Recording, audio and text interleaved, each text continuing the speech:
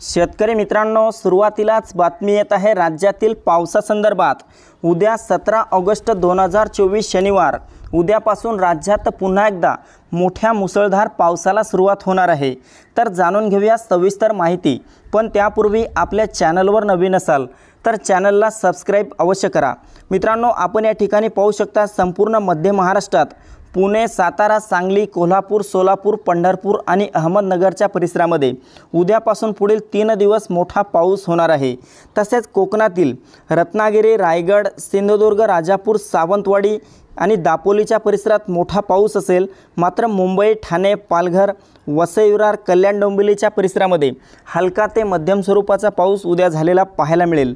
मित्रांनो, मराठवाड्यात देखील काही भागात उद्या पावसाचा जोर वाढेल। यामध्ये लातूर, धाराशिव, हिंगोली, परभणी, नांदेड, बीडच्या परिसरामध्ये मोठा पाऊस असेल। तर छत्रपती संभाजीनगर, जालन्याच्या परिसरात ढगाळ वातावरणासह हलक्या पावसाचा इशारा आहे। मित्रांनो, विदर्भात पहिलेस्था विदर्भातील वर्धा, यवतमाळ, वाशिमच्या परिसरात मोठ्या पावसाचा इशारा उद्यापासून 2 दिवस आहे। तर अकोला, अमरावती, नागपूर, चंद्रपूर, गडचिरोली, गोंदिया, भंडाऱ्याच्या परिसरामध्ये ढगाळ वातावरणासह हलक्या पावसाचा इशारा देण्यात आला आहे। उत्तर महाराष्ट्रात पहिलेस्था उत्तर महाराष्ट्रामध्ये उद्या दुपारपर्यंत तापमानात वाढ होईल। मात्र सायंकाळी आणि रात्री वातावरणात थोडासा बदल होऊन काही भागात हलक्या स्वरूपाच्या सरी भाग बदलत झालेल्या पाहायला मिळू शकतात।